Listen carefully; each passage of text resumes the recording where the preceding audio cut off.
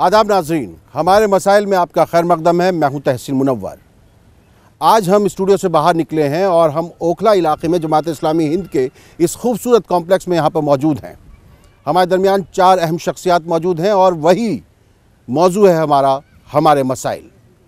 हमारे मसाइल के हम कितने ज़िम्मेदार हैं या हमारे मसाइल की हुकूमतें कितनी ज़िम्मेदार हैं, उस पर भी गौर करेंगे। लेकिन सबसे बड़ा सवाल जो आज तक तय नहीं पाया है, अभी प्रोग्राम के आगाज़ से पहले हमारे एक मेहमान हमसे ये कह रहे थे कि आपके हमारे मसाइल को नश्र होते हुए एक ज़माना हो गया और अभी तक ये हमारे मसाइल जो हैं वो हल होने का नाम नहीं ले रहे हैं। हम इस पर भी बहस करेंगे, इस पर भी गौर करेंगे, इस पर भी फ़िक्र करेंगे और इस पूरे प्रोग्राम के दौरान में हमारे दरमियान जो 4 अहम शख्सियात मौजूद हैं उनसे मैं आपका तारुफ़ करा दूँ। हमारे दरमियान मौजूद हैं इस इलाके के मेंबर असम्बली, बहुत ही जवासाज मेंबर असम्बली, बहुत तवानाई से भरे हुए मेंबर असम्बली, बहुत ही जंगजू और बहुत ही लड़ाकू किस्म के मेंबर असम्बली, लेकिन आवाम के हक़ के लिए जो जूझते हैं, अमानतुल्लाह खान साहब, हम आपका खैर मकदम करते हैं। उसके अलावा हमारे दरमियान मौजूद हैं अमीर जामई साहब। अमीर जामई साहब बाएं बाजू की जो सोच है उसको आगे बढ़ाते हैं, उसको लेकर आगे बढ़ते हैं, उसको लेकर आगे लड़ते हैं। और हमारे दरमियान एक अहम शख्सियत, बहुत मोतबर शख्सियत हैं, जनाब मोहम्मद सलीम इंजीनियर साहब, जो जमात इस्लामी हिंद के सेक्रेटरी जनरल हैं। हम आपका खैर मकदम करते हैं। इसके अलावा हमारे दरमियान जामिया टीचर्स एसोसिएशन के सेक्रेटरी जनाब SM महमूद साहब भी मौजूद हैं। हम आपका भी खैर मकदम करते हैं। उसके अलावा यहाँ पर हमारे पास जो हमारे दरमियान जो सामीन मौजूद हैं उनमें बहुत अहम शख्सियात मौजूद हैं, उनसे भी हम आपका तारुफ़ कराते रहेंगे वक्तन फ़वक्तन जब हम उनसे मुलाकात करेंगे। तो सवाल वही है कि हमारे जो मसाइल हैं उनको लेकर हुकूमतें इतनी ज़्यादा फ़िक्रमंद क्यों नज़र नहीं आती हैं।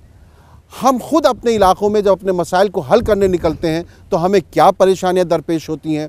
अमानतुल्लाह साहब, मैं आपका शुक्रगुज़ार हूँ, आपके पास वक्त बहुत कम है क्योंकि आपको आगे मीटिंग में भी जाना है और आपने जो हमें 10-15 मिनट का वक्त दिया है उसी में हम आपसे बात करेंगे।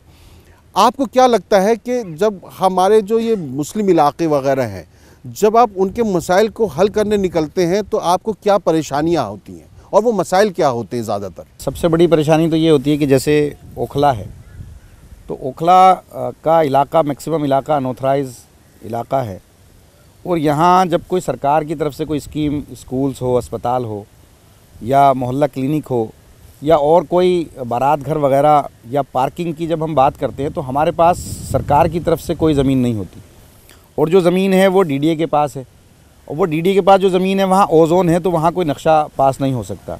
तो हम पुरानी जगहों पर ही चीज़ों को बनाना ज़्यादा पसंद करते। जैसे अब शाहीन बाग अबुल फज़ल है पूरा और ये एक बड़ा इलाका है, तो ये सारी अनऑथराइज इलाका है और यहाँ पर 1 इंच भी ज़मीन जो है सरकार के पास नहीं है। एक रोड के पास थी जहाँ 20-22 फीट की, वहाँ पर मैंने 2 मोहल्ला क्लिनिक बना दी, वहाँ पर हमने जो है 2 मदर डेयरी खोल दी। लेकिन अब हमें अगर स्कूल बनाना होता है या हमें बारात घर बनाना है या हमें पार्किंग बनानी है तो हमारे पास कोई जगह नहीं है। ये एक बड़ी हाथी है। लेकिन हम जिस तरह सरकार में हैं और हम कोशिश कर रहे हैं तो हमें जगह नहीं मिल पा रही है और जगह ना मिलने की वजह से जो चीज़ें होनी चाहिए सरकार की तरफ से वो नहीं मिल पाती। नहीं, जैसे मेट्रो सहूलियात वगैरह होकर गुजर जाती है, उसको जगह वगैरह मिल जाती है क्या? उनके लिए सारी चीज़ें होती हैं? देखिए, यहाँ जो ये इलाका है ये इसके दोनों तरफ में यूपी इरीगेशन की ज़मीन है। अब यूपी इरीगेशन हमें 2 सड़कें हैं, जैसे कि ये अबुल फज़ल की सड़क है, एक ये शाहीन बाग की सड़क है। हम इनसे कहते हैं कि भाई हमें NOC दे दो आप, तो यूपी इरीगेशन हमें NOC तक नहीं देता है और हम जब उनसे ज़मीन मांगते हैं तो हमें ज़मीन नहीं मिलती। अब वो क्योंकि मेट्रो जो है उसके लिए तो ये ज़मीन क्योंकि वहाँ से सिर्फ गुजरने के लिए इन्होंने दी है कि आप इसको इस्तेमाल कर सकते हैं, लेकिन दे नहीं सकते, लेकिन उनको मिल जाती है। अब हम जब मांगते हैं, सरकार मांगती है। पीछे CM साहब ने भी, जो अरविंद जी हैं, अरविंद जी और अखिलेश जी की भी बात हुई थी कि भाई हमें आप कुछ जगह दे दो, कुछ ज़मीनें दे दो। एक मेडिकल कॉलेज की बात हुई थी कि जामिया में कि वो ज़मीन दे दो, तो वो ज़मीन हमें नहीं मिल पाती और ये सब जुडिश केस है, सुप्रीम कोर्ट में केस चल रहा है। तो ओखला के चारों तरफ जो ज़मीनें हैं वो या तो यूपी इरीगेशन के पास है या वो ज़मीन DDA के पास है और DDA में भी वो ज़मीन है जो ओज़ोन में है। तो ओज़ोन में जब हम बात करते हैं तो वो डेवलपमेंट के नाम पे DDA हमें वो ज़मीन नहीं देता कि ओज़ोन में आप कंस्ट्रक्शन नहीं कर सकते। बिल्डिंग बन सकती है, मकान बन सकते हैं, कॉलोनी बन सकती है, लेकिन जब सरकार की तरफ से हम कोई चीज़ मांगने जाते हैं या बनाने की बात हम करते हैं तो DDA आड़े आ जाता है कि नहीं साहब, ओज़ोन में आप काम नहीं कर सकते और कोर्ट आड़े आ जाता है। अच्छा अमन भाई, आपको क्या लगता है कि हमारे इन इलाकों में मसाइल दरअसल होते क्या हैं जो जिनसे जूझना पड़ता है? सबसे बड़ा जो मसला है एजुकेशन का मसला है। जामिया नगर में ज़्यादातर आदमी यहाँ एजुकेटेड है, पढ़े लिखे लोग हैं और हिंदुस्तान के, जहाँ तक मैं समझता हूँ, हिंदुस्तान मुसलमानों का सबसे ज़्यादा तालीम याफ्ता इलाका यहाँ रहता है। जब यहाँ कम लोग थे तो यहाँ स्कूल काफ़ी थे, लोग जामिया चले जाते थे, दूसरी जगह चले जाते। आज जो सबसे बड़ा मसला है, हमें पूरे 6 महीने 8 महीने लोग एडमिशन के लिए मेरे पास आते हैं कि हमारे बच्चों का एडमिशन करा दो, तो हम कहीं उनको एडमिशन नहीं करा पाते क्योंकि स्कूल इस इलाके में है नहीं। जितनी आबादी ओखला के अंदर है, तकरीबन यहाँ 15 से 16 हज़ार बच्चे हर साल पैदा होते हैं, तो इतनी ही एडमिशन की रिक्वायरमेंट भी है। और स्कूल यहाँ बिल्कुल है नहीं, स्कूल जो है दूर हैं यहाँ से, जो कि नेबरहुड क्राइटेरिया है जो गंगोली कमेटी का, उसके अधीन आते हैं। और जो प्राइवेट स्कूल है, जो कॉन्वेंट और प्राइवेट स्कूल है, वहाँ पर हमारे बच्चों के एडमिशन नहीं हो पाते। और जो यहाँ स्कूल है उनकी हालत बड़ी ख़राब है। अब हम ये कर रहे हैं कि जो सरकारी स्कूल थे, जैसे एक न्यू फ्रेंड्स कॉलोनी में एक बड़ी जगह थी, तो वहाँ हमने तकरीबन जो है 150 कमरे अभी वहाँ हमने बनाए हैं। अब जो बटला हाउस जोगाबाई में एक स्कूल है, हम इसको मल्टी स्टोरी अब 4 मंजिला इसको बनाने जा रहे हैं। यहाँ जसोला में है, जसोला में हमने तकरीबन 40 कमरे यहाँ बनाए। तो अब एक सरिता विहार में एक स्कूल है जो जगह है खाली, तो मैं वहाँ 2 स्कूल हम सरकार से वहाँ बनाने जा रहे हैं। और अभी इन सारे स्कूल ये 6 क्लास से लेकर के 12th क्लास तक थे, तो अब हम इनको नर्सरी से, प्राइमरी से लेकर के इनको 12th क्लास तक हम लोग करने जा रहे हैं। और इनमें 2 स्कूलों को हम मॉडल स्कूल जो दिल्ली सरकार बना रही है एज ए पायलट, वो 2 स्कूलों को हम लोग करने जा रहे हैं। और जो जोगाबाई का स्कूल था, एक नया स्कूल हमने सरिता विहार उसके अंदर एनएफसी के अंदर बनाया है, और वहीं पर एक प्री प्राइमरी अलग से एक सेक्शन हम बना रहे हैं। तो कोशिश कर रहे हैं कि जो पुरानी जगहें हैं उनमें मैक्सिमम तालीम से लोगों को जोड़ा जाए। और क्योंकि मुसलमानों के जो हालात आज की देर में हैं, वो उसकी खस्ता हालत की वजह ये है कि मुसलमान जो है पढ़ा लिखा नहीं है। और जो 15% मुसलमान पढ़ा लिखा है, जो फाइनेंशियली साउंड है, वो अपने बच्चों को कहीं भी पढ़ा सकता है, कॉन्वेंट में पढ़ा सकता है, पब्लिक में पढ़ा सकता है, कहीं भी पढ़ा सकता है। लेकिन जो 85% मुसलमान बच्चे हैं, जो उनके पास इतना पैसा नहीं है कि प्राइवेट में या कहीं और अपने बच्चों को वो पढ़ा सकें, उनकी पढ़ाई का जब तक हम लोग इंतज़ाम नहीं करेंगे, तब तक ये कौम जो है। आपने जो बातें बताई उनको सुनकर बहुत इत्मीनान हुआ, एक खुशी भी हुई, एक दिल को सुकून मिला कि आपने जो सबसे पहले तालीम को फ़ौक़ियत दी और तालीम को लेकर आप आगे बढ़ रहे हैं। मेरी पिछले दिन मुख्तार अब्बास नकवी साहब से बात हो रही थी, वो कहते हैं कि हम मुस्लिम इलाकों के आसपास सेंट्रल स्कूल खोलेंगे, लेकिन आप कह रहे हैं कि यहाँ पर तो जगह ही नहीं है, तो वो स्कूल कहाँ पर कायम हो सकते हैं अगर इस तरह की कोशिशें हों तो? देखिए, पिछले 20-22 साल या 30 साल में दिल्ली में जितने भी इलाके हैं मुसलमानों के, एक जामिया नगर है ओखला, एक बल्ली मारान है, मटिया महल है, मुस्तफ़ाबाद है, सीलमपुर है और बाबरपुर है, और उसके अलावा निज़ामुद्दीन वगैरह है। इन इलाकों में कहीं भी पिछली सरकारों में एक जगह भी कहीं स्कूल का एक कमरा तक नहीं बना।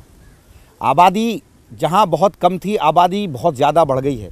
स्कूल जहां बनने चाहिए थे वो नहीं बने हैं। तो अब हम जब से हम सरकार में आए हैं, तो हम लोग क्या कर रहे हैं कि पुराने स्कूलों को नए कमरे बढ़ा करके, हम पुराने स्कूल तोड़कर नए बना रहे हैं और कमरे हम बढ़ा रहे हैं। हम कोशिश ये कर रहे हैं कि मुसलमान बच्चों की उन इलाकों में जितनी ज़रूरत है उसको पूरा कर दिया जाए। ऐसा नहीं है कि अब सरकार सेंट्रल स्कूल कहाँ बनाएंगे ये लोग। इन इलाकों में जो मैंने ये 7-8 कॉलोनी, जो 7-8 विधानसभाएँ, मुस्लिम डोमिनेटेड विधानसभाएँ हैं, यहाँ तो जगह ही नहीं है। और यहाँ सेंटर की तरफ से कोई स्कीम अभी तक आई भी नहीं है। जैसे सेंटर के MP है हमारे यहाँ पे, महेश गिरी जी हैं। महेश गिरी जी बताते हैं कि मैंने 15-16 करोड़ रुपया जो है इन अपने टाइम में खर्च किया, तो उसमें ओखला में उन्होंने 1 रुपये भी खर्च नहीं किया। ओखला का जो कोलम आता है उसमें वो सिफर आता है। तो सरकार की तरफ से अगर सिर्फ हमें इतना मिल जाए कि DDA अगर हमें ज़मीन दे दे, तो हम यहाँ मॉडल स्कूल और जो पायलट स्कूल है हम वो बनाने को तैयार हैं, हमें कोई दिक्कत नहीं है। मतलब नीयत साफ़ होनी चाहिए, जो करना चाहते हैं वो करना चाहिए। एक जैसे ये अबुल फजल में एक ये गधे वालों की ज़मीन है, उसमें मैंने कहा कि भाई हम यहाँ स्कूल बनाना चाहते हैं। एक ये 409 खसरा है जहाँ पर आसिम मोहम्मद खान ने कब्ज़ा किया हुआ है, वहाँ पर 18 बीघा ज़मीन है, यहाँ पर जो है 14 बीघा ज़मीन है। इन दोनों जगहों पर मैं अस्पताल और स्कूल बनाना चाहता था। तो मैंने DDA से कहा कि मैं इसको बनाना चाहता हूँ। तो DDA ने पहले तो हाई कोर्ट से केस हारे, फिर सुप्रीम कोर्ट गए। सुप्रीम कोर्ट में जाकर के ये कहा इन्होंने कि इन जगहों पर हमें सरकारी स्कीम नहीं है, हम नहीं बना सकते, ये ओजोन में आता है, इसलिए हमें इसकी ज़रूरत नहीं है। उन मालिकों को ये ज़मीन वापस कर दी गई। हमारे पास ये 2 ज़मीनें थी, दोनों एक्वायर की, DDA ने एक्वायर की थी और DDA के पास एक्वायर थी, लेकिन इनको इन्होंने वापस कर दिया। हमने चिट्ठी लिखी, मैंने चिट्ठी लिखी, CM साहब ने चिट्ठी लिखी और हमारे डिप्टी CM ने चिट्ठी लिखी कि हम यहाँ स्कूल बनाना चाहते हैं, अस्पताल बनाना चाहते हैं। हमारे पास एक भी ऐसी जगह नहीं है जहाँ हम अस्पताल बना सकें। अब हम सरिता विहार के अंदर जो 100 बेड का अस्पताल बन रहा था, वहाँ पर हम 318 बेड का अस्पताल हम बनाने जा रहे हैं। मोहल्ला क्लिनिक के लिए पूरे अबुल फजल में मोहल्ला क्लिनिक बनाने के लिए एक भी जगह नहीं है। तो अब जो स्कूल है, स्कूल में हम लोग एक दिल्ली जल बोर्ड की ज़मीन है वो स्कूल वाली, जो अबुल फजल में, वहाँ एक मोहल्ला क्लिनिक बनाने जा रहे हैं। जिस जगह पर मोहल्ला क्लिनिक बनाने की जगह नहीं है, वहाँ पर हम स्कूल अस्पताल बनाना तो हमारे लिए ख्वाब जैसा है। लेकिन आपने 2 बातें, एक तालीम की बात की, सेहत की बात की।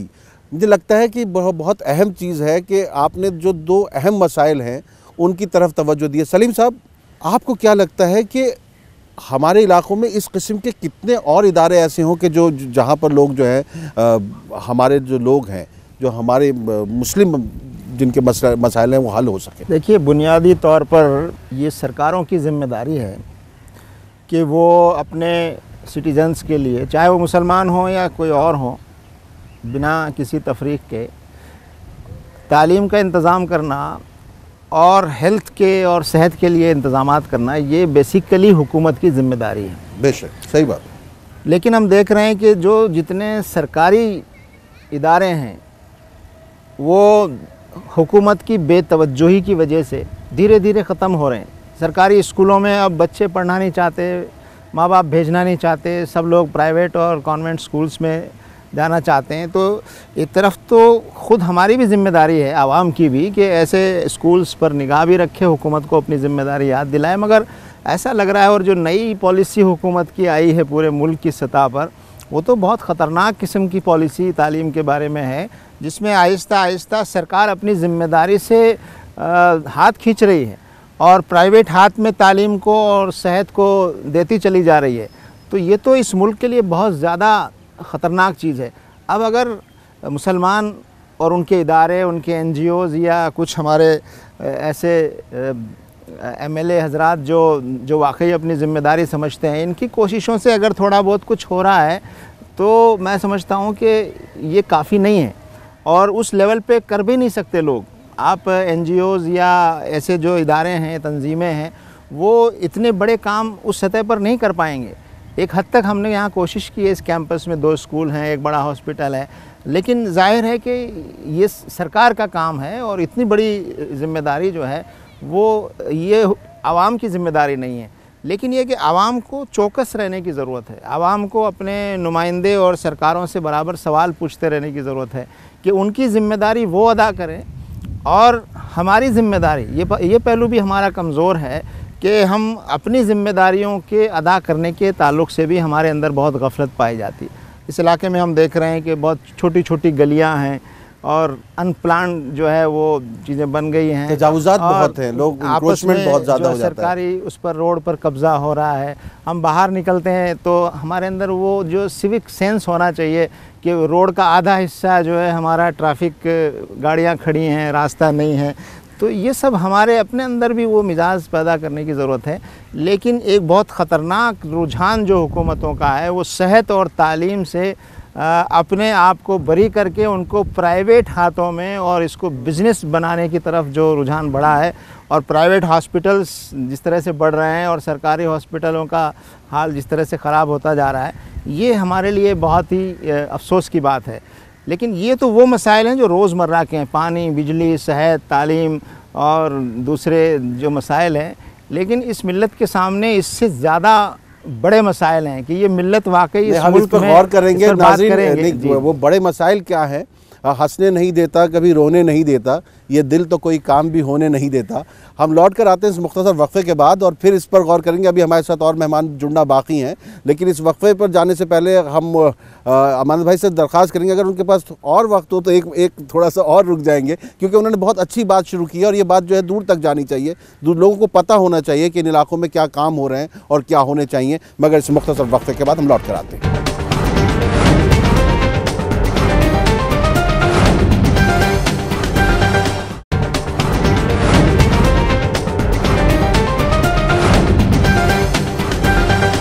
हमारे मसाइल में आपका एक बार फिर खैर मकदम है। नाज़रीन, हम बात कर रहे थे, हमारे दरमियान अमानतुल्लाह खान साहब थे, लेकिन उनको जाना पड़ा क्योंकि उनको एक मीटिंग में पहुंचना बहुत ज़रूरी था। लेकिन हमारे साथ एक और शख्सियत जुड़ गई हैं, कलीम साहब। हम आपका भी खैर मकदम कर रहे हैं। ये एजुकेशन से जुड़े हुए हैं, इनका भी तालीम से रब्ता है। ऐसे महमूद साहब, आप जामिया मिल्लत इस्लामिया जैसे इदारे से जुड़े हुए हैं और ये दयारे शौक़ है बहुत से लोगों का। आपको क्या लगता है कि जामिया मिल्लत इस्लामिया इस इलाके में मौजूद होने के बावजूद लोगों के इल्म की प्यास को बुझाने में क्यों मुकम्मल तौर पर काम नहीं कर पा रहा है? उसमें आपको क्या लगता है कुछ और वुसअत देने की ज़रूरत है? जामिया को और कितना बढ़ाया जाए और कहाँ तक बढ़ाया जाए? कितनी गुंजाइश भी है उसमें? कितने स्कूल खोल सकता है वो? जामिया मिल्लत इस्लामिया मुसलसल जब से मैंने ज्वाइन किया है अपने को एक्सपेंड करती आ रही है, कोर्स वाइज भी और स्टूडेंट की जो इनटेक होती है उसमें भी काफ़ी साल दर साल इसमें जो है इजाफ़ा होता जा रहा है। लेकिन मसला ये नहीं है। मैं एक मरतबा मुझे याद है कि मैं जामिया के माइनॉरिटी कैरेक्टर को लेके एजुकेशन मिनिस्टर, जब उस वक्त के जो एचआरडी मिनिस्टर थे, उनसे मैंने जब बात की तो उन्होंने यही सवाल खड़ा किया था कि एक जामिया मिलिया इस्लामिया में कितने मुसलमानों को पढ़ा लेंगे आप। ये सवाल उन्होंने उस वक्त पूछा था कि क्या आप लोग और जामिया मिलिया इस्लामिया नहीं बना सकते। जब एजुकेशन मिनिस्टर के पास आइए तो एजुकेशन मिनिस्टर के लेवल की बात करिए। असल में जो मैं समझता हूँ कि हमारे जो सबसे बड़े मसाइल हैं उसमें सबसे बड़ा मसला ये है कि हम अपने मसले को कोडिफाई ही नहीं कर पाए हैं कि कौन सा मसला ऐसा है जो सरकार से जाके हल कराना है, कौन सा मसला ऐसा है जो हमें लोकल लेवल पे हम लोगों को खुद हल करना है। ये बात सही है सलीम साहब, हम लोग मेंबर पार्लियामेंट से जाके नालियों की सफाई की बात कर रहे होते हैं। वो जानना बड़ा ज़रूरी है हमें। पहले हम उसको जो है क्लासीफाई कर लें कि हमारी प्रॉब्लम्स क्या हैं। अमानतुल्लाह साहब ने एक बड़ी बात कही अभी, उन्होंने एजुकेशन के सिलसिले से, हेल्थ के सिलसिले से बहुत बड़ी बातें कही हैं उन्होंने। लेकिन सवाल ये है कि एक अमानतुल्लाह खां जाके जब बात करेंगे, चाहे उनकी हैसियत कुछ भी होगा सरकार में, चाहे इलाके में कोई भी हैसियत हो, जब तक कि कुछ NGOs, कुछ ग्रुप जो प्रेशर ग्रुप्स होते हैं, उनके पास प्रोग्राम्स होने चाहिए, उनका प्रेशर होना चाहिए। वो अमानतुल्लाह खां साहब के पास भी जाएँ, वो CM के पास भी जाएँ, वो PM के पास भी जाएँ, और एक पर्टिकुलर एरिया में एक प्रेशर ग्रुप को काम करना चाहिए। चाहे वो हेल्थ वाला हेल्थ के सिलसिले में काम करे, उसमें उसकी एक्सपर्टीज़ होगी। हो ये रहा है कि हम लोग एक रहनुमा चुन लेते हैं, उसके बाद अपने घर में बैठ जाते हैं कि अब सारे मसले का हल ये ढूंढेगा। हमें नहीं पता कि हमारे मसले क्या हैं, लेकिन उसको हमारे मसले भी पता होने चाहिए। तरीका भी तो यही है ना। नहीं, लेकिन मसले भी उसी को पता हों और हल भी वही दे। एक प्रेशर ग्रुप और हम उसके साथ भी नहीं खड़े होंगे। साथ भी नहीं। अमीर साहब ये कह रहे हैं कि प्रेशर ग्रुप जो होता है वो काम करता है।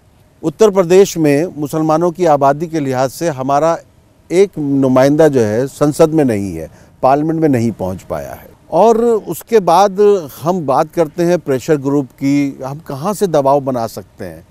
हमारा दबाव हो सकता है कि नहीं हो सकता है? सबसे पहले तो जो आवाज़ संसद में, विधानसभा में उठनी चाहिए, वो आवाज़ पैदा नहीं हो पा रही है।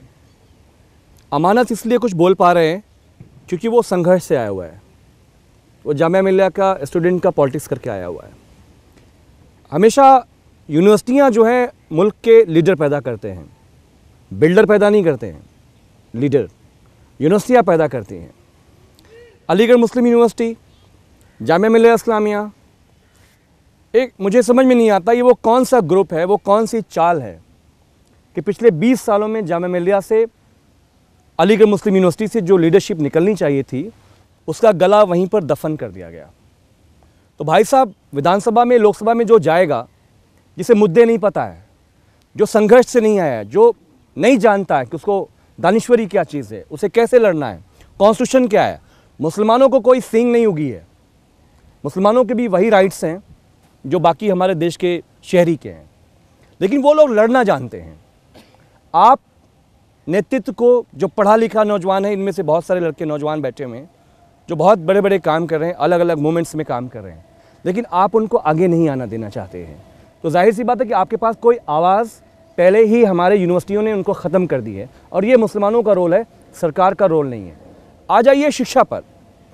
भारत सरकार की रिपोर्ट है, प्लानिंग कमीशन के मुताबिक हमारे देश की यूनिवर्सिटियों में, कॉलेजेस में जो सरकारी हैं, 70% तक टीचर्स नहीं हैं वहाँ पर। 30 से 70% तक टीचर नहीं है। ये अगर आप HRD के लोग प्रोग्राम देख रहे हो, मुख्तार अब्बास नकवी साहब जो बहुत कोशिश शो करते हैं कि वो माइनॉरिटीज़ के बड़े हिमायत वाले इंसान हैं, तो टीचर्स नहीं हैं। हमारे वज़ीर आज़म बोलते हैं कि भारत बनेगा दुनिया में विश्व गुरु। भाई साहब, कॉलेज में गुरु नहीं है, कैसे बनेंगे आप विश्व गुरु? स्वास्थ्य की जहाँ तक बात है, शिक्षा की जहाँ तक बात है, ये कोशिश की जा रही है कि प्राइवेट यूनिवर्सिटियाँ, प्राइवेट कॉलेजेस, प्राइवेट स्कूल पूरे देश में DPS की तरह फैले। हमारे देश का, हमारी आज़ादी के जिन लोगों ने सपने देखे थे, उनका ये सपना था कि हमारी स्कूलिंग ऐसी होगी, हमारी शिक्षा की प्रणाली ऐसी होगी कि एक माली का बच्चा और सदर जमहूरिया का बच्चा, उसके लिए हमारी एजुकेशन एक होगी। लेकिन तहसीन भाई, अफसोस की बात यह है कि इस देश के 70% गरीब लोगों को, चाहे वो हिंदू हों, चाहे वो मुसलमान हों, सिख हों या ईसाई हों, वो बकरी चराने को मजबूर हैं। क्योंकि आप उनको टीचर्स नहीं हैं कॉलेज में, आप उनको ट्रेन नहीं करना चाहते हो। ऐसा नहीं कि पैसे की कमी नहीं है, क्योंकि हुकूमत चाहती है, उसकी पूरी साजिश है कि लीडरशिप ना पैदा हो। लीडरशिप तो भैया यूनिवर्सिटियों में पैदा होती है, लेकिन ये तय कर दिया गया है कि वो हम नहीं आने देंगे। नंबर 2, सेहत को, शिक्षा को लेकर जो भारत सरकार का नज़रिया है निजीकरण का, उसके लिए संघर्ष छेड़ने की ज़रूरत है। वो कौन छेड़ेगा? वो नौजवान, अभी सलीम भाई बोल रहे थे कि जो मुसलमानों को कुछ और नहीं लगा है, देश में आज दलितों के बीच से, बैकवर्ड्स के बीच से, उनके बीच से वो नौजवान जिनके पास कोई पैसा नहीं है, कोई ताकत नहीं है, सिर्फ जन संघर्षों के, तहरीक के चल के, जेल जाकर लड़ के, भिड़ के और जमहूरी दायरे में वो अपने अधिकार के लिए लड़ रहे हैं। भैया हमारे पास तो कोई लड़ाई भी नहीं है। हमारे पास लड़ाई क्या है? औकाफ की। दिल्ली का औकाफ या पूरे देश का औकाफ 70% तो हुकूमत ने कब्जा कर रखा है। अमाना सही बोल रहा था, जब आपके मुख्तार अब्बास नकवी साहब हमारे कहते हैं कि वो केंद्रीय स्कूल बनाएंगे, ये UP1 UP2 का एजेंडा था सलीम भाई, कि जो मुस्लिम कंसंट्रेटेड डिस्ट्रिक्ट्स हैं वहाँ पे हम केंद्रीय स्कूल बनाएंगे। सर आप तो एजुकेशन में काम करते हैं, ज़मीन नहीं है। ज़मीन औकाफ की सारे DDA ने कब्जे किए हैं और कब्जे केंद्र सरकार ने करवाए हैं। वो ज़मीनें जो औकाफ की हैं वो मुसलमानों की ज़मीनें हैं। और हमने कब्जे नहीं किए हैं। हमारे कब्जों में कब्रिस्तान नहीं है, हमारे कब्जों में औकाफ नहीं है। हम जब कब्जा करके बैठते हैं उसके बाद हम कितनी सख्ती के साथ दूसरे से कहेंगे छोड़िए। मैं आ रहा हूँ। औकाफ पे 70% सरकार के कब्जे, 30% हमारे लोगों के हैं। इसी जामे मिलिया में जहाँ आप बैठे हैं, बहुत सारे नौजवान इसमें शामिल हैं जिन लोगों के सर फोड़ दिए गए क्योंकि वो कब्रिस्तान को बचाना चाह रहे थे भूमाफियाओं से। कोई भैया निकल के नहीं आया बचाने के लिए। सारे वक्फ के जो दस्तावेज हैं वो गायब कर दिए गए। DDA कहता है मेरे पास है, DDA के पास पेपर है, आपके पास पेपर ही नहीं है। तो जब सर्वे होता है वो रेवेन्यू सेक्रेटरी करता है जो CM के अंडर आता है। लाल फीताशाही चाहती नहीं है जो ब्यूरोक्रेट है कि जो मुसलमानों की ज़मीनें हैं, दिल्ली में इतनी बड़ी बड़ी ज़मीनें हैं कि 100 स्कूल खुल जाएं, कि ये मुसलमानों के पास जाए, क्योंकि मुसलमानों के पास जाएगा तो अस्पताल खुलेगा, शिक्षा मिलेगी। तो मियाँ भाइयों को तो क्या करना है आपको? बकरी चराएं, मूंगफली बेचें, पंक्चर बनाएं, ये सरकार की बड़ी नीति का हिस्सा है। कलीमुल हफीज़ साहब हमारे दरमियान मौजूद हैं, आप तो तालीम के से जुड़े हुए मैदान में। आपको क्या लगता है कि क्या हमें हुकूमतों पर ही मुनहसर होकर बैठ जाना चाहिए? अपनी तरफ से हमारे पास इतने कोशिशें क्यों नहीं होती कि हम क्या अपने तौर पर ये सारी चीज़ें नहीं कर सकते? जहाँ तक तालीम का ताल्लुक़ है तो तालीम एक वो रास्ता है जिससे हमारे मसाइल हल हो सकते हैं, और इसके दो पहलू हैं। जैसे और हमारे मेहमान बोल रहे हैं कि एक हुकूमत का ज़िम्मेदारी है और एक ख़ुद उम्मत की ज़िम्मेदारी है। हुकूमत के ताल्लुक़ से एक बेहतरीन मिसाल मौजूद है हिंदुस्तान में, जो तेलंगाना गवर्नमेंट ने कायम की है। तेलंगाना गवर्नमेंट ने बाकायदा ये साबित कर दिया कि ना उनको ज़मीन की ज़रूरत पड़ी, ना उन्हें बिल्डिंग की ज़रूरत पड़ी, और उन्होंने 150 स्कूल वो क्वालिटी वाले बना दिए, और वो भी रेजिडेंशियल प्योरली माइनॉरिटीज़ के लिए बना दिए, जो गैर मामूली है। उन्होंने क्या मॉडल अपनाया, जो TRS के जो चीफ मिनिस्टर हैं चंद्रशेखर राव और उनके वाइस जो डिप्टी चीफ मिनिस्टर हैं वो मुस्लिम हैं, उन्होंने AK खान साहब को एडवाइज़र बनाया और उनसे कहा कि भाई आप बताइए क्या काम करना चाहते हैं कम्युनिटी के लिए। उनकी तजवीज़ पे ये एक स्कीम बनी कि हमें माइनॉरिटीज़ के लिए 250 रेजिडेंशियल स्कूल बनाने हैं। तब वो एक पूरा खाका तैयार हुआ। जब खाका तैयार हुआ तो ये बात पेश आई कि इतनी बिल्डिंग्स आखिर कैसे इतनी जल्दी बन सकती है, चूँकि हुकूमतें तो 5 साल के लिए होती हैं। तो उन्होंने बाकायदा ये रेजोल्यूशन पास किया कि आप किराए की बिल्डिंग लेके स्कूल चला सकते हैं, और इमीडिएटली 120 स्कूल किराए की बिल्डिंग में, जो कि बहुत सारी मुस्लिम तंजीमें लगी, उन्होंने ढूंढ के बिल्डिंग्स दी किराए की, और 120 स्कूल इमीडिएटली शुरू हुए। उसके बाद वो धीरे धीरे अब आप वो जो हैं अपनी अपनी बिल्डिंग्स में अब मुंतकिल हो रहे हैं। तो ये जो अमानतुल्लाह खां कह रहे थे कि यहाँ पे ज़मीन नहीं है, क्या ये तो स्कीम यहाँ हो सकती है? यहाँ बिल्डिंग्स हैं ओखला में जो किराए पे ली जा सकती हैं। अगर हुकूमत दिल्ली की मंशा साफ़ हो या हुकूमत हिंद की मंशा साफ़ हो तो वो ये स्कीम ला सकती हैं, इसको उन्हें कोई नहीं रोक रहा है, क्योंकि बिल्डिंगें यहाँ पे बनी हुई हैं। दूसरी बात, आपकी तंजीम ऐसा कोई प्रपोजल दे सकती है हुकूमत को? जी, मैंने जब आम आदमी पार्टी की सरकार नहीं बनी थी तो इसके लिए road map for Indian Muslims बनाने वाला मैं था। मैंने पूरा एक रोड मैप बनाया और उसमें बाकायदा एजुकेशन के लिए हमने इनको प्रपोजल दिया कि आपको एक एजुकेशनल पॉलिसी मुसलमानों के लिए क्या बनाई जाए। वो बाकायदा दस्तावेज़ की शक्ल में हमने एक ऐवान गालिब में प्रोग्राम करके अरविंद केजरीवाल साहब को पेश किया था। तो मेरा ये कहना है हुकूमतों को, ख़ास तौर से दिल्ली गवर्नमेंट को, सेंट्रल गवर्नमेंट को चाहिए कि अगर जगह नहीं है तो वो किराए की स्कीम ला सकती है।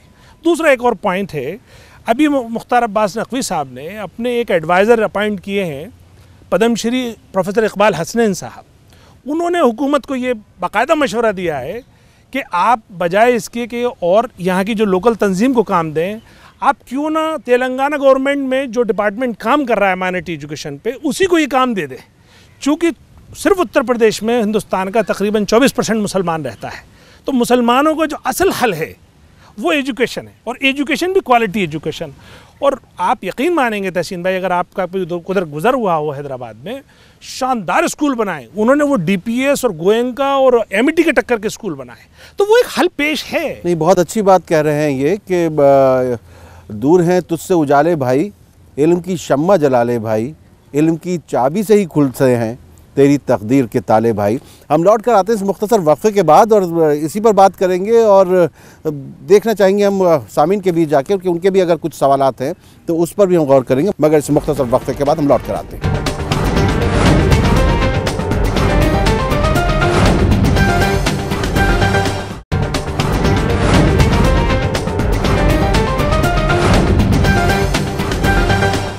हमारे मसाइल में आपका एक बार फिर खैर मकदम है। आज हम जमात इस्लामी हिंद के इस खूबसूरत कॉम्प्लेक्स में यहाँ पर हमारे मसाइल को लेकर हाजिर हुए हैं और हमारे दरमियान अहम शख्सियात तो मौजूद हैं, उसके अलावा हमारे दरमियान बहुत ही बेदार जो है ऑडियंस भी मौजूद है। हम उनसे भी देखते हैं कि वो क्या सोचते हैं हमारे मसाइल को लेकर।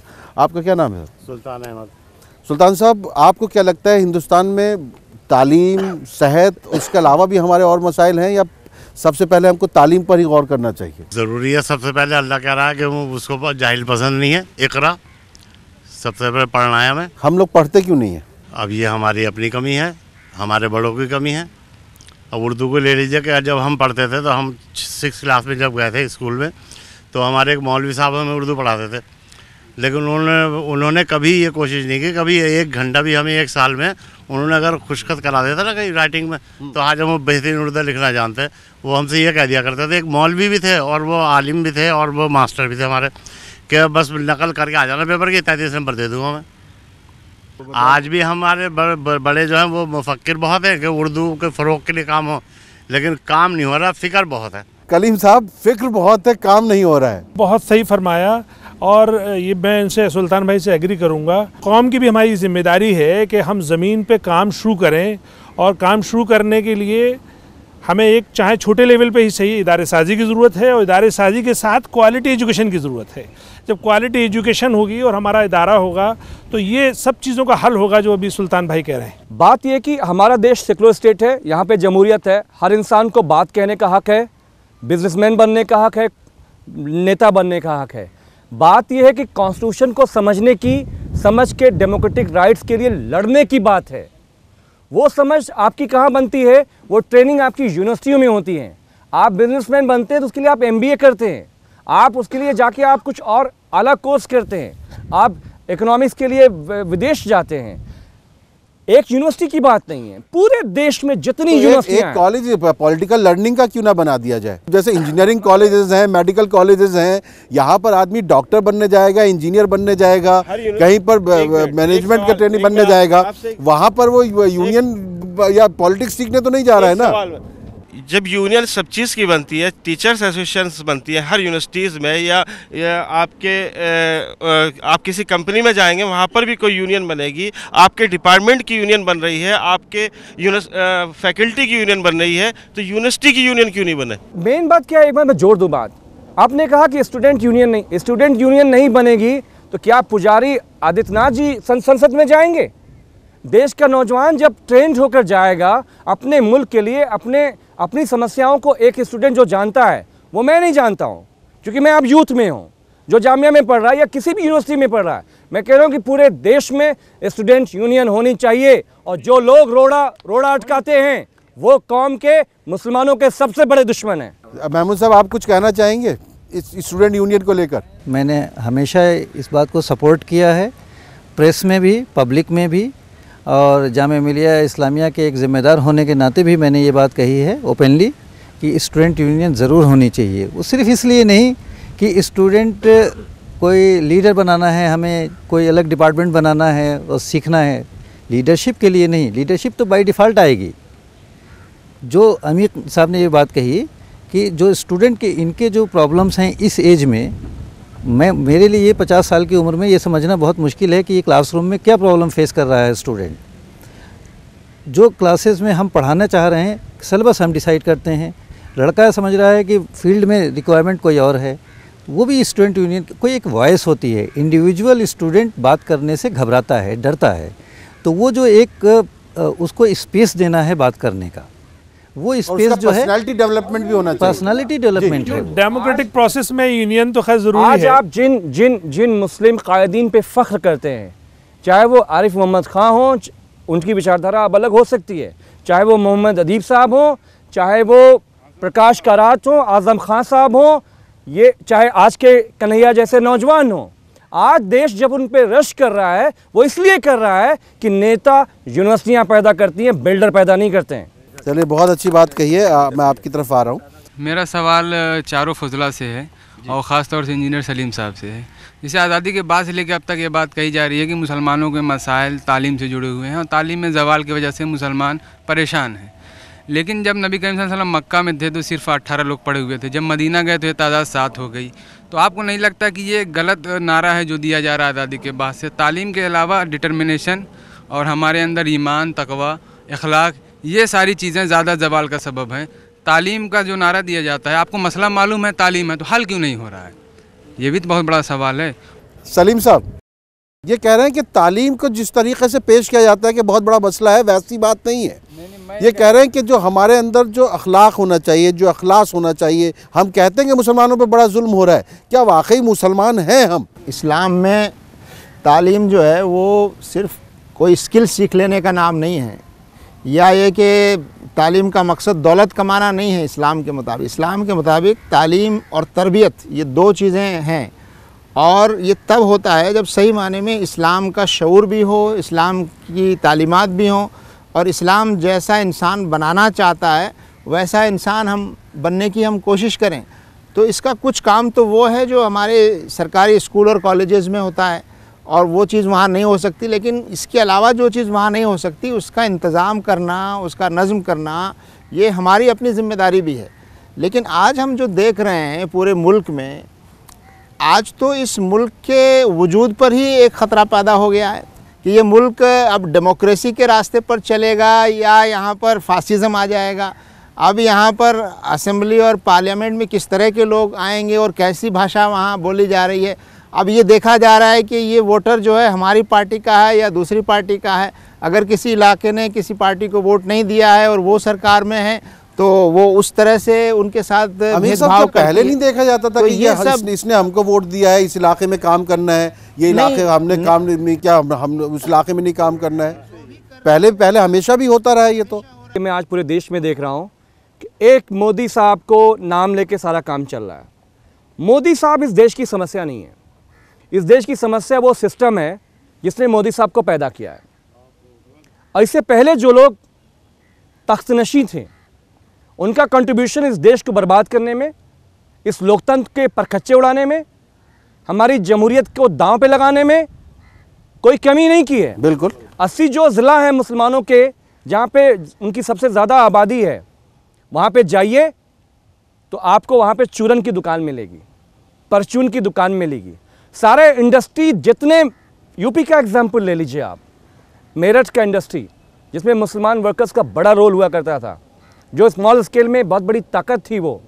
भदोई का इंडस्ट्री कारपेट बनता है, मुबारकपुर का साड़ी बनता है, अलीगढ़ में ताले बनते हैं, या इस तरह के जितने भी पूरे यूपी में इंडस्ट्री थी, दंगे करा के, दंगे करने वाले तो खैर संघ के ही लोग हैं, लेकिन उन लोगों को जिन लोगों ने पनाह दी, जिनको जीने का, उभरने का मौका दिया, ये वही लोग थे जिनकी पैदावार मोदी साहब हैं।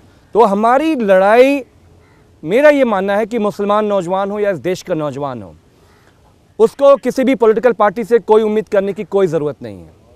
मुझे ना कम्युनिस्ट पार्टी से कोई उम्मीद है कि वो कुछ करेंगे, ना सपा से उम्मीद है, ना कांग्रेस से उम्मीद है, ना बसपा से है, और ना ही MIM से और ना ही BJP से है।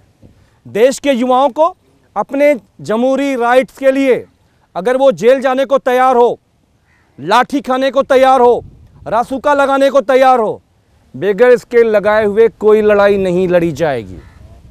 जलसे में इत्मीनान दिलाना अल्लाह सब के लिए, अल्लाह तो करने वाला है ही है, लड़ना तो भैया आपको पड़ेगा, जिसके लिए मुसलमान कम से कम तैयार नहीं है। कोई यहाँ पे रेजिडेंशियल इंस्टीट्यूशन से हैं? हाँ, आइए इधर आइए, क्या आप कहना चाहते हैं? जैसे एजुकेशन का मामला है, कुछ लीडरशिप का मामला है, इसके लिए थोड़ा सा एक सवाल छोटा सा कि बहुत सालों से चली आ रही है, यहाँ लीडरशिप यहाँ पर नहीं है। महमूद साहब, यहाँ पर लीडरशिप नहीं है ये कह रहे हैं। बिल्कुल बजा फरमा रहे हैं।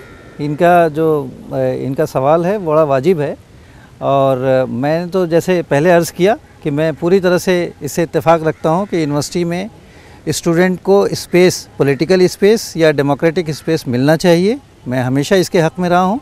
हमारे और भी स्टूडेंट पीछे खड़े हैं, इस बात की तायीद करेंगे कि मैंने हमेशा इस बात के जो है इस फेवर में रहा हूँ। चलिए नाज़रीन, यहाँ अजान हो रही है, वक्त है मुख्तसर वक्फे का। इस अजान के वक्त पे हम वक्फा ले रहे हैं, लेकिन वक्फे के बाद लौट कर आएंगे तो उसके बाद इस गुफ्तगू को जारी रखेंगे। कहीं जाइएगा नहीं, हम लौट कर आते हैं हमारे मसाइल में।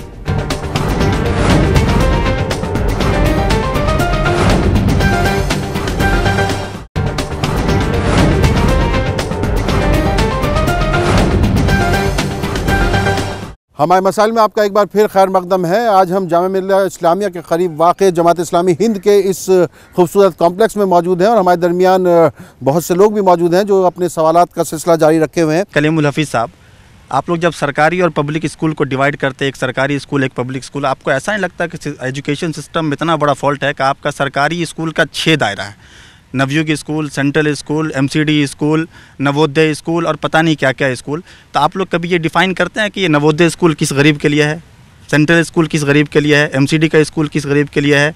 ये जो 6 स्कूल हैं, ये अच्छा गरीब का, गरीब में आप ये कहते हैं कि सरकारी स्कूल गरीबों के लिए है, तो सरकारी स्कूल में ये 6 कैटेगरी जो है, ये किस किस गरीब के लिए कैटेगरी है, वो भी कभी आप लोग बात किया करिए। देखिए, बहुत अच्छा सवाल इन्होंने पूछा है, और इसका देखिए कलीम साहब जवाब निकलना चाहिए कि जो तालीम को लेकर हमारे यहाँ ये दर्जाबंदी है, इतने सारे इन्होंने स्कूल खोल दिए, इतना सब कुछ खोल के रखा हुआ है, इसको हमें जो है इस पर गौर करना चाहिए कि ये इतने सारे स्कूल हैं, एक ही सिलसिला क्यों नहीं होता सबका? ये जितनी भी स्कीम्स आई हैं, ये तब गवर्नमेंट ने लॉन्च किए हैं, तब उसके सामने मसाइल आए हैं।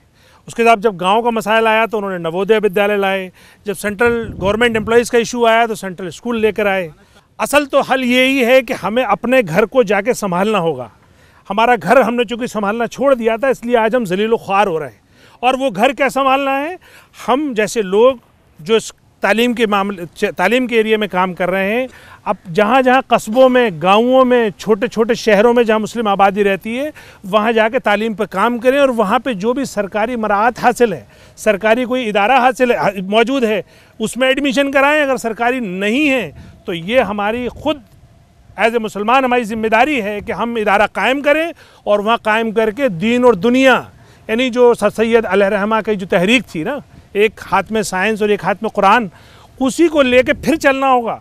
और वही हल है, क्योंकि इस वक्त जो सियासी बहरान है जिसमें सब फंसे हुए हैं, हम मुस्लिम पूरी कौम ट्रैप हो गई है। तहसीन भाई, ऐसा जब हम मीडिया देखते हैं तो अजीब सा एक ऐसा खुमार सा होता है हमें कि हिंदुस्तान में क्या हो रहा है, क्योंकि सारी फेनेटिक फोर्सेज एक साथ आ गई हैं और उन्होंने तकरीबन मीडिया पर कब्जा भी कर लिया है।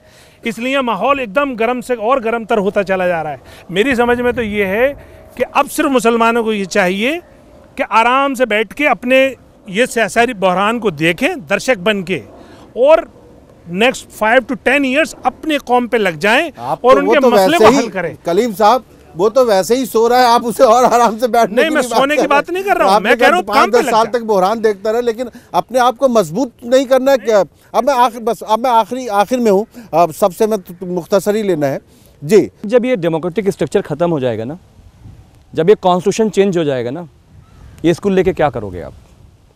वो मुल्क जो हमारे बाप दादाओं के जो हम जिनकी विरासत हैं, मोहानी से लेकर अबुल कलाम आज़ाद से लेकर अली ब्रदर्स से लेकर जाकिर हुसैन से लेकर उनके जो सपने का जो पूरा हमारा मुल्क था, वो पूरा सपना हमारे कॉन्स्टिट्यूशन के अंदर है, जिसके अंदर बताया गया कि हम एक स्कूल बनाएंगे जिसमें माली का लड़का भी पढ़ेगा और प्रेसिडेंट ऑफ इंडिया का बेटा भी पढ़ेगा। भाई साहब, सीधी सी बात है कि हमें 6 लेयर का स्कूल नहीं चाहिए।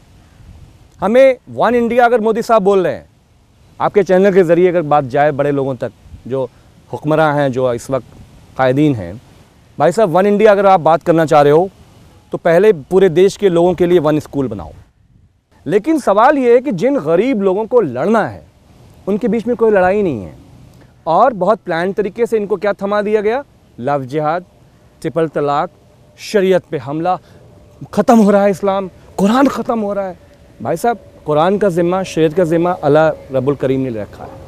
हमारे इनके किसी की औकात नहीं है कि वो कुरान की हिफाजत करेगा, शरीयत की हिफाजत करेगा। आज जो इंसानी ज़िंदगी है, जो अपने राइट्स मांग रही है, जो कॉन्स्टिट्यूशन में अपने हक़ मांग रही है, मैं उन सब लोगों से कहना चाहता हूँ कि नौजवान दोस्तों, एक्शन प्लान बनाइए। उस एक्शन प्लान में आप किसी को अब्यूज़ ना करिए, ना मोदी साहब को, ना केजरीवाल साहब को। बोलो भाई साहब, हमने आपको चुना था, ये हमारा स्कूल कहाँ है, ज़रा हमको पता बता दो। वो हमारी औकाफ़ की ज़मीन है, वो कहाँ है बता दो। लड़के लोग जिनको बेचारों को नहीं मालूम है औकाफ़ के बारे में, हम चाहते हैं कि उनको ट्रेन किया जाए। वो जाते हैं, लड़ भिड़ के चले आते हैं, उनका गुस्सा जायज़ है, क्योंकि वो चाहते हैं कि जिन लोगों को चुना गया है वो काम करते। तो आज सुल्तान जी बैठे हैं, इनको वहाँ पे जूते खाने को ना पड़ते, या ऐसे लोगों को वहाँ पे धुतकारा ना जाता। ये लोग क्यों पहुँचते हैं हम उन इदारों में जाके? क्योंकि जो सलाहियत होनी चाहिए, कलीम साहब जैसे जो दानिश्वर होने चाहिए हमारे समाज में, वो ना सियासत में है ना समाज के बीच में है। नाज़रीन, आज हमारे दरमियान तालीम से ही मुताल्लिक़ ज़्यादातर लोग हैं, क्योंकि हम अक्सर आपने देखा टीवी बहसों वगैरह में बहस को किसी और समत लेकर जाया जाता है, सियासत की जानिब इधर उधर। हमने उसको दूसरी तरफ अपने असल मसाइल की तरफ लेकर आए, और ये आज बहुत अच्छी बात हुई है।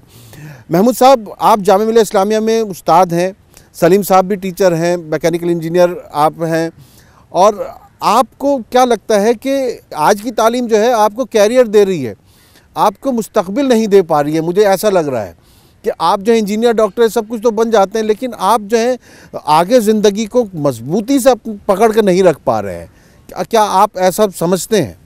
जब आप प्रोफेशनल एजुकेशन की बात करते हैं तो ये पूरा सिस्टम ही ऐसा जो है अपने आप बन गया है कि इसमें सिर्फ प्रोफेशनल अप्रोच रहती है स्टूडेंट की। वो जो मोरल एजुकेशन जो साथ में एक पार्ट हुआ करती थी किसी ज़माने में करिकुलम का, चाहे आप डॉक्टर हों या इंजीनियर हों, पहले मोरल एजुकेशन उसका एक कंपलसरी पार्ट हुआ करती थी, वो चीज़ें अब ख़त्म हो गई। हमारे यहाँ भी जामिया मिल्लिया इस्लामिया में इस्लामिक स्टडीज़ और उर्दू एक कंपलसरी सब्जेक्ट होते हैं दूसरे सब्जेक्ट्स के साथ। लेकिन जब आप प्रोफेशनल एजुकेशन में आते हैं तो वो सब्जेक्ट्स जो हैं, जो मोरल एजुकेशन के हैं या एथिकल एजुकेशन के हैं, वो उसके लिए कंपलसरी नहीं है। तो हम लोगों ने ख़ुद ही सिस्टम को इतना ख़राब कर दिया है कि वो लड़का जो है एक रोबोट बन के निकल रहा है, उसको बाकी चीज़ों से कोई लेना देना नहीं है। वो एक कंपटीशन से आता है, कंपटीशन को क्रैक करने के लिए वो तालीम लेता है, और आगे कंपटीशन में जाके बैठ के उसको क्रैक करके वो प्रोफेशनल उसमें चला जाता है, पैसा कमाने की एक मशीन बन जाता है वो। तो ये बेसिकली जो है, जो एजुकेशन सिस्टम ही हमने ऐसा बना दिया है, इसकी ज़िम्मेदारी हमारी ही है, टीचर्स की ही है, क्योंकि करिकुलम और कोई दूसरा नहीं बनाता, सरकारें नहीं बनाती। ये तो बहुत सारी चीज़ें, इसलिए मैंने अपनी बात की शुरुआत ही यहीं से की कि बहुत कम मसाइल हैं जो हमारे जो सरकार से हल होने हैं। ज़्यादातर मसाइल ऐसे हैं जो हमने अब खुद पैदा किए हुए हैं। करिकुलम आपको बनाना है, आपने मोरल एजुकेशन उसमें रखा ही नहीं। आप लड़के को रोबोट बना के निकाल रहे हैं, वो रोबोट बन के जा रहा है, पैसा कमा रहा है।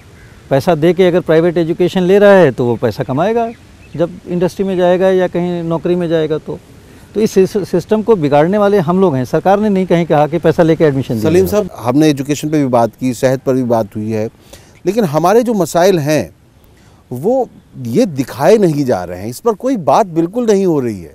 अमीर भाई ने भी बहुत अच्छी बात की है कि हमको उस तरह के मसाइल में उलझाया जा रहा है जो हमारे मसले हैं नहीं।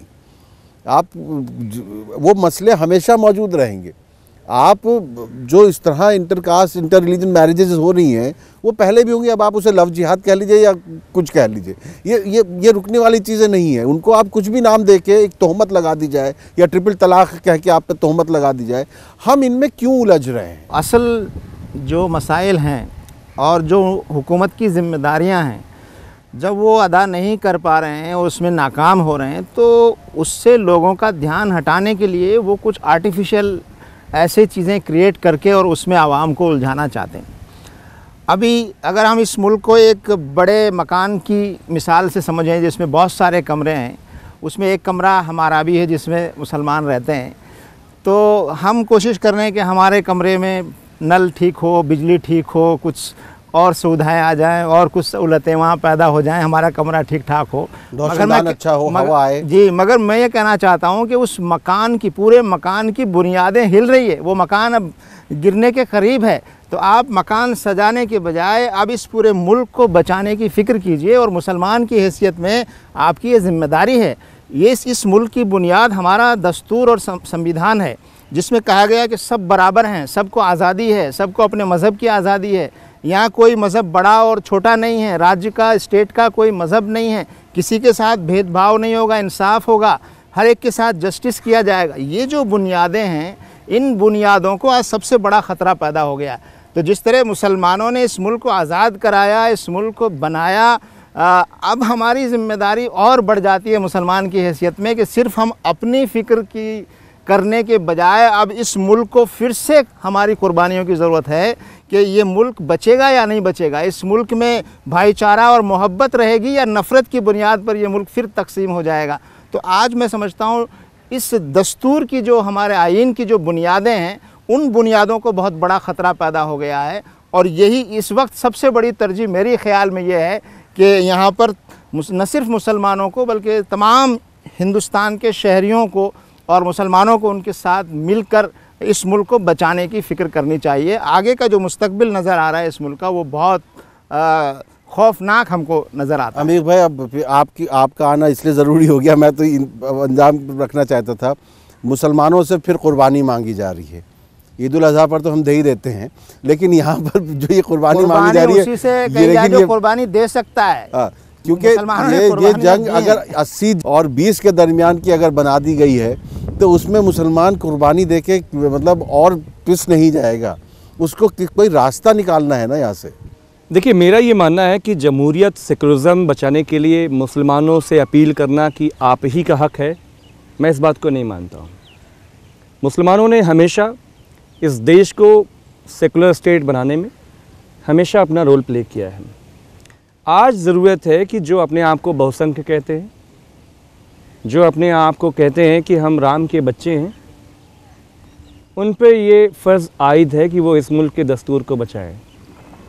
और दलित तो जाग गया है, वो बाबा साहब के दिए हुए कॉन्स्टिट्यूशन को समझ गया है कि मेरा जो दस्तूर है वो मनुस्मृति नहीं है, वो बाबा साहब का दिया हुआ कॉन्स्टिट्यूशन है। ये तय कर दिया गया है कि दलित, बैकवर्ड मुसलमान भारत में अगर वो पंक्चर बना के रहना चाहते हैं तब तो ठीक है, बटला हाउस पे मूंगफली बेचें तब तो ठीक है, इससे आगे मत आइएगा, क्योंकि ये बाबू साहब लोगों का मुल्क है। ये बाबू साहब का मुल्क नहीं है, ये बाबू साहब का मुल्क है। बाबू कौन थे? हमारे राष्ट्रपिता महात्मा गांधी जी।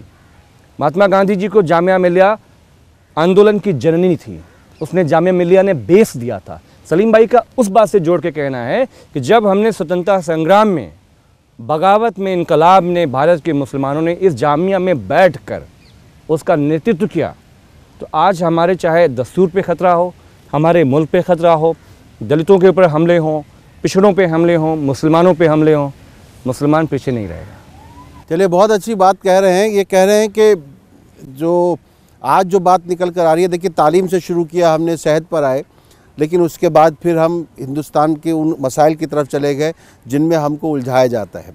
हमारे एक बहुत अच्छे साथी ने एक बड़ा अच्छा सवाल किया था कि हम लोग जो हैं, जो हमारे अंदर अखलाक, जो ईमान, जो वो दौलत थी, वो हमारे अंदर गुम हो रही है, इसलिए हम कहीं ना कहीं हमारी जो हालात हैं वो परेशान कुन है।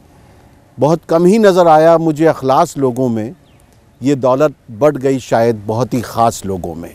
हमें इस पर भी गौर करना है कि हमारे मसाइल की जड़ में कहीं वो बातें तो नहीं हैं जो हमें हमारे मज़हब ने सौंपी थी और उनको हम किनारे करते हुए दूसरी तरफ जा रहे हैं। गौर कीजिएगा। अगले हफ्ते फिर हमारे मसाइल में हाजिर होंगे, तब तक इजाज़त दीजिए। आदाब।